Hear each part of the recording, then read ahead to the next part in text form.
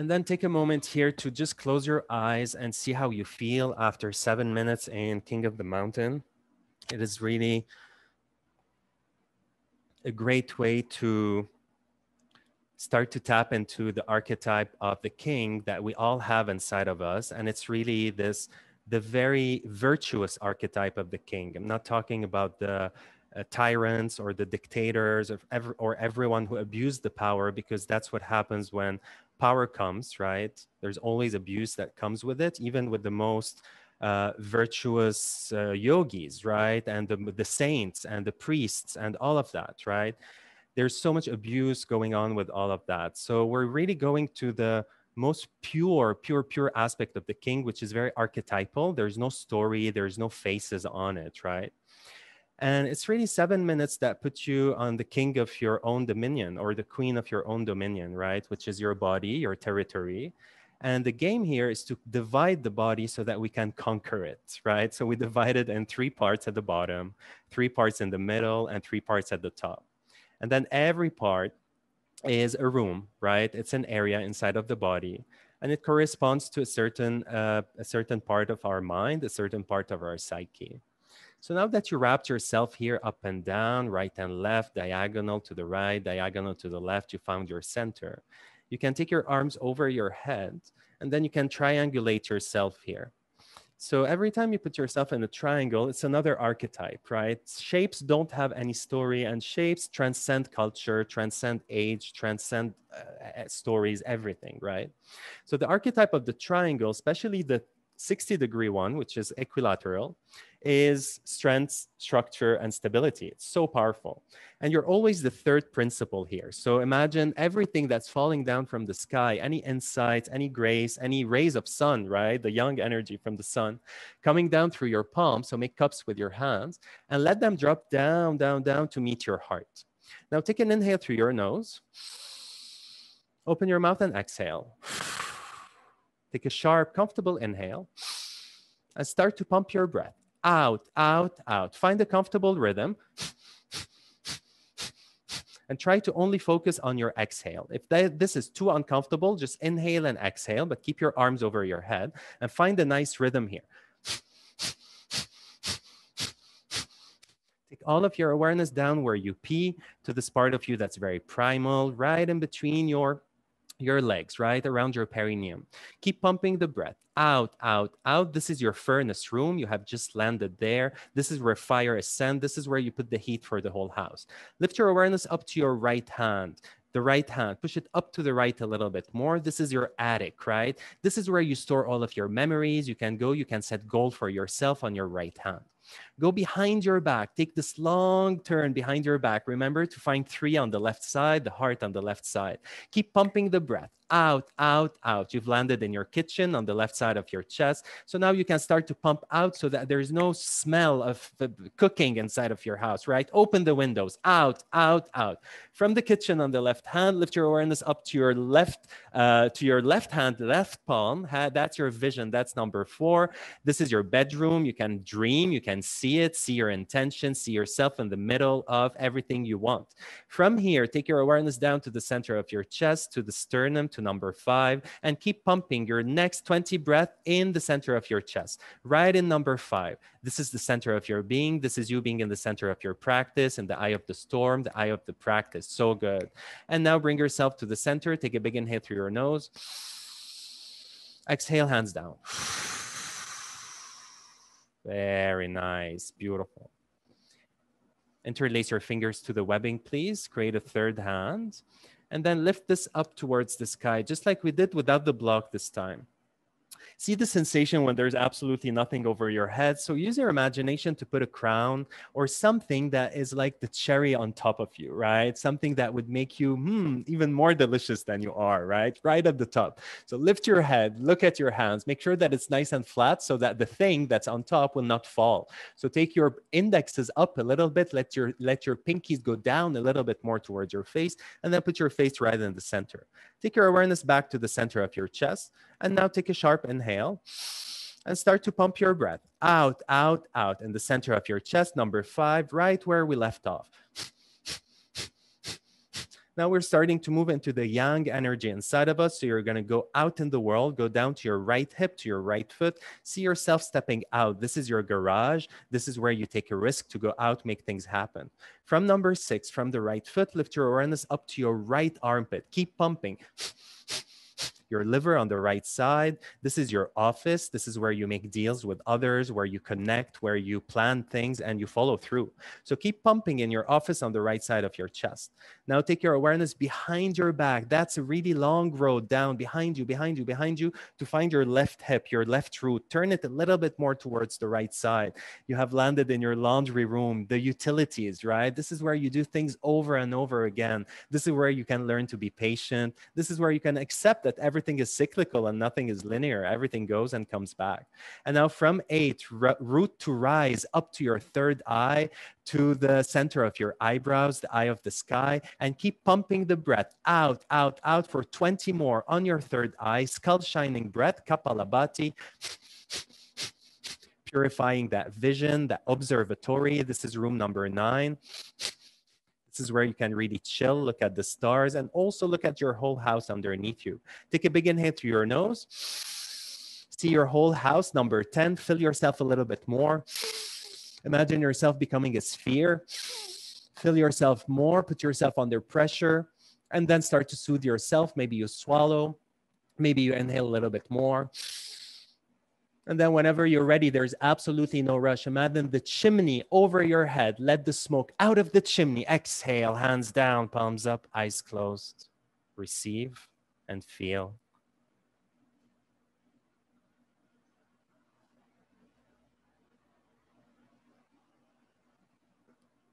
So good. Bring your hands in a prayer in the front of your chest.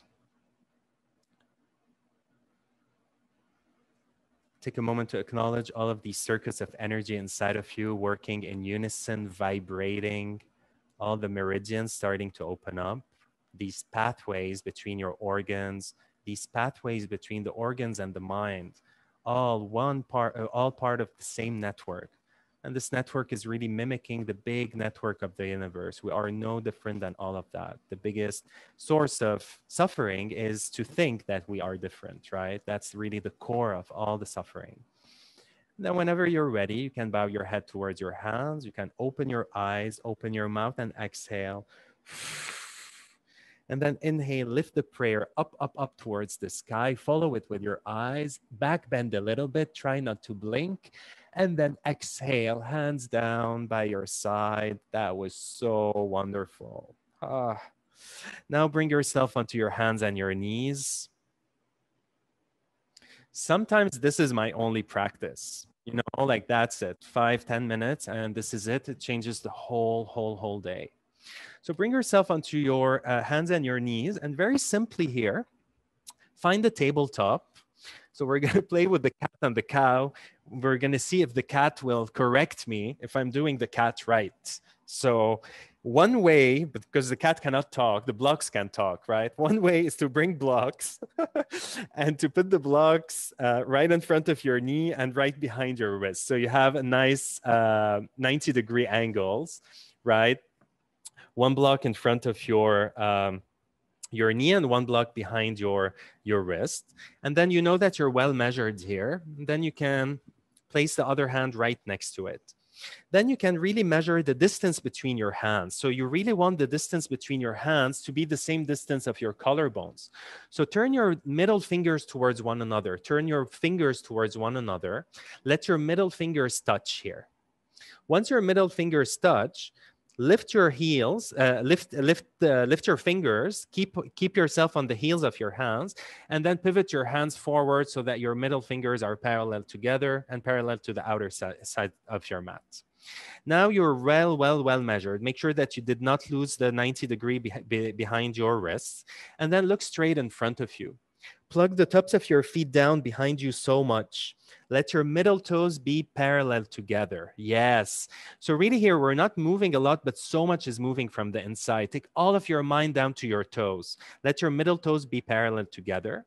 Then take your awareness to your pinky toe, press them down, and your big toe, press them down. Start to find this big horizontal line between the big toes and the pinky toes. Let this horizontality be felt in your knees as well. Feel the east and west of each knee so that you're really taking all of the space on the patella of your knee, so that you're not favoring one side of the knee, so you're really distributing your weight well. And it all starts with the big toe to pinky toe. Now from here, see if this can give you a broadening in the shoulders, from the right shoulder to the left shoulder, right collarbone to the left collarbone. From here, lift your vision. See if this can give you a width in your vision from the left eye to the right eye, so that you can really see in front of you. Now from all of that, press them down, round your back, inhale, look inside towards your chest, towards your heart. Exhale, stick your butt out, drop your belly, drop your chest, and look out. Every inhale, round and go in, keep your arms straight. And every exhale, curl and go out, keep your arms straight. Beautiful. Every inhale, go in. Every exhale, go out. Start to activate the sound here so that you can really hear yourself inhaling and exhaling. In, out, in, out, in, out, in, out, in, out, in, out. Find the rhythm.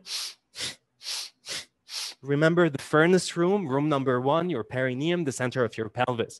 You really want to bring the fire there. Once you go into a house, the first thing you do, you check the temperature. You want to make it warm, maybe not in Hawaii, but you know what I mean. You really want to make sure that the heating system is right. So you have to go down to the pelvis, take all of your mind down, down, down there, and start to strike the match behind you so that you can have a nice little fire in your furnace. Know that fire always rises. So this fire will start to heat your right hip, your left hip, which are really your laundry room and your garage.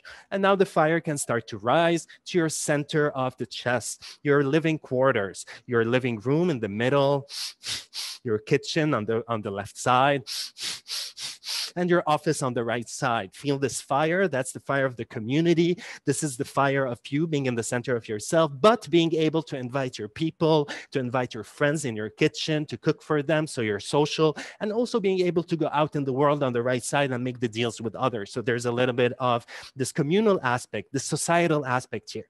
Now continue moving. The cat thinks I'm crazy. Continue moving here, up, up, up. There's only one way for fire to move, and it's really to rise. Anytime you need to give yourself a break, undulate yourself and bring yourself back into it.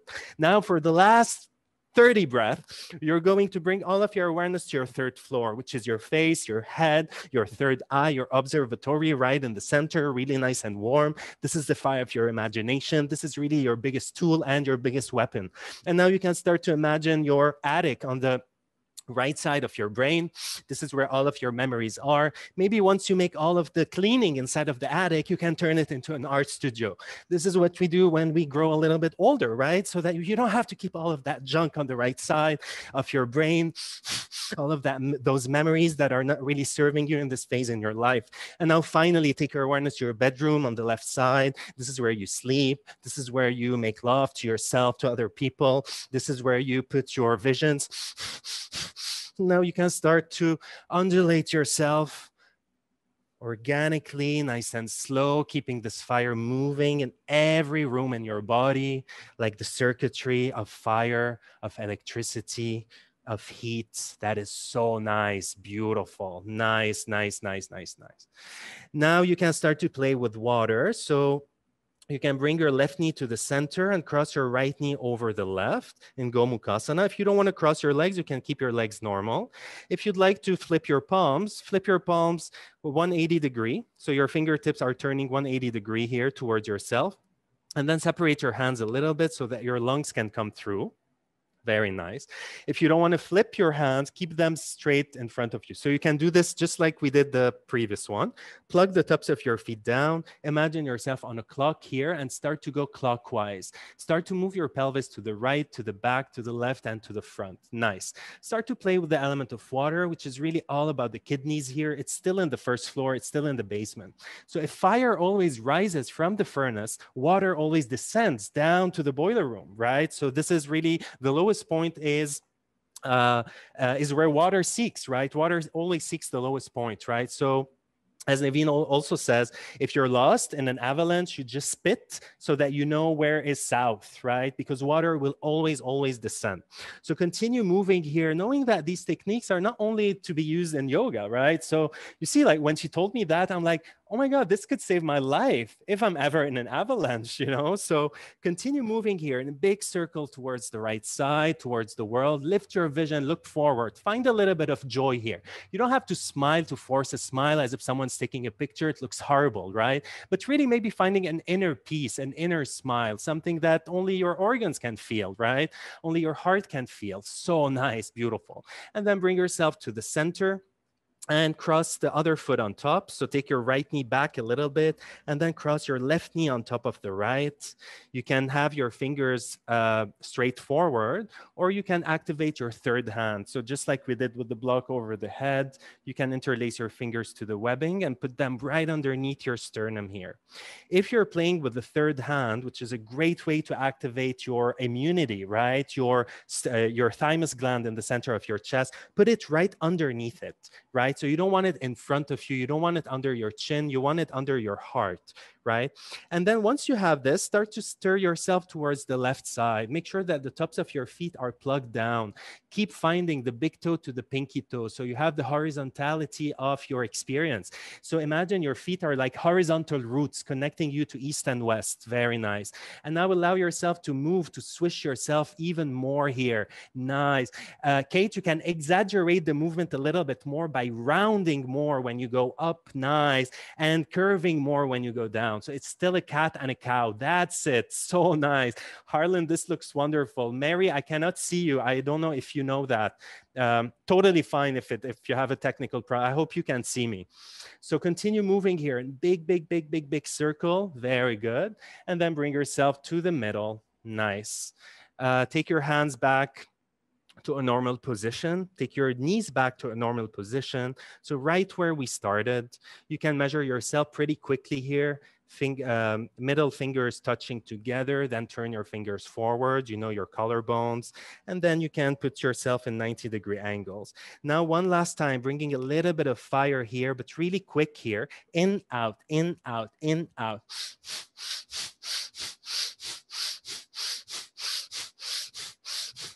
No, so good. Beautiful. Continue moving here so that you are playing with water and with fire. Every time you get too hot, you bring yourself to the center, you give yourself a big circle. So now you can play with water here, moving in a big circle towards the right. Nice, beautiful, nice. So make big circles and then bring yourself to the other way, going counterclockwise. Nice. And then when it's too watery, you bring yourself back to the fire, in, out, in, out, in, out. So agitate yourself just a little bit here, knowing that all of these agitations are really the source of health inside of the body so that we can move anything that is stagnant out of the system, out of the mind, out of the organs. And then continue giving a little bit of water. So keep moving so that you don't overheat here, playing with water and fire. And you know, when you play with water and fire really well, like the Taoists do, you can put the fire underneath the water and then you create something new. It is steam. And steam is really the spirit rising up. So bring yourself back towards the center. That was so, so, so beautiful. Plug your hands in front of you. Maybe bring